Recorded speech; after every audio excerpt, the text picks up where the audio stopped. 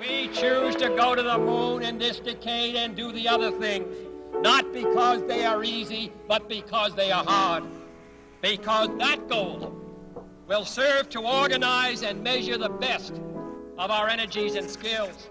Because that challenge is one that we're willing to accept, one we are unwilling to postpone, and one we intend to win.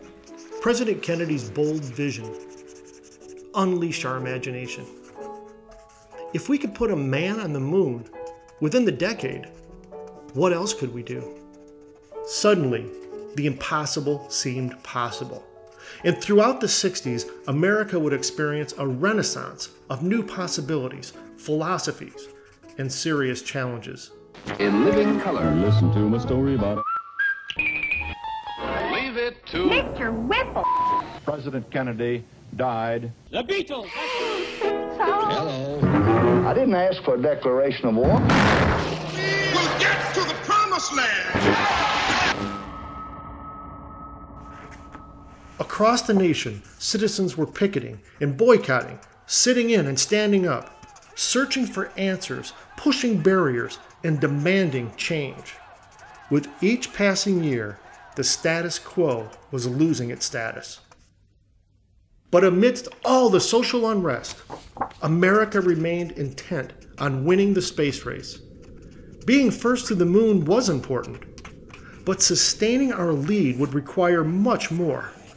Whether it's sports, business, education, or an entire nation, sustainable success requires vision and unwavering commitment to the future. To sustain the lead, America would require generations of smart kids ready to grab the baton and boldly go where no person had gone before. By 1969, America's commitment to education was unprecedented. I know. I was in 6th grade at the time. What I didn't know is that a simple science experiment would not only change my reality, but that of my classmates, my teacher, and perhaps even yours.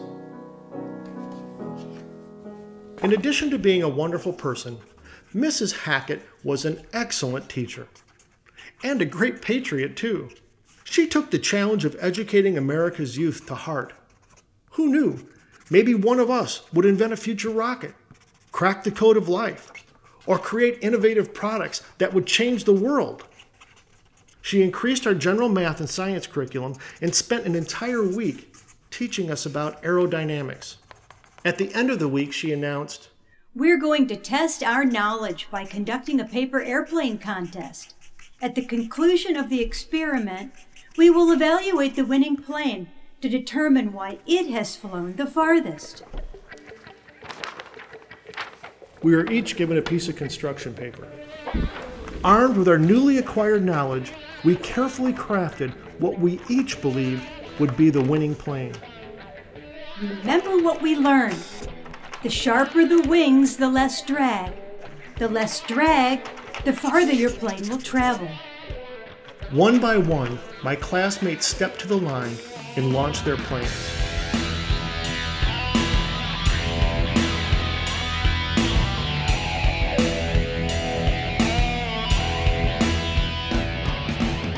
A few planes barely flew 5 feet, while others traveled surprisingly far. The class was ready to declare a winner when Mrs. Hackett noticed one boy had yet to take his turn. "Come on, Jeff, hurry along." Everyone waited with great anticipation. And then Jeff revealed his masterpiece. As the crowd began to snicker, Jeff responded accordingly.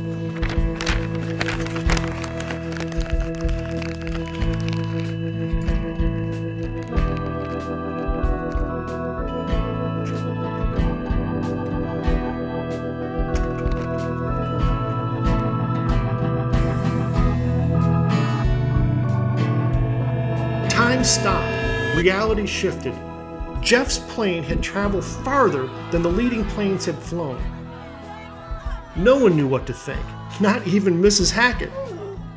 While no official winner was declared, that day I realized while knowledge is important, creativity is our most powerful asset. It always has been. Creativity can change reality. A few months later, on July 20th, along with millions of others, I watched as Neil Armstrong and Buzz Aldrin made history. Indeed, it was a giant leap for mankind. But accomplishments like that don't just happen. They require us to look beyond our initial perceptions. They take vision, clear goals, and unwavering commitment. Diverse people willing to ask questions, to challenge the status quo and take a stand. They require looking ahead, preparing for future success, sharing knowledge, remaining open-minded, learning from experience, and measuring our progress. We put a man on the moon, and that was nearly half a century ago. By embracing creativity and having the courage to take action, imagine what we could do today.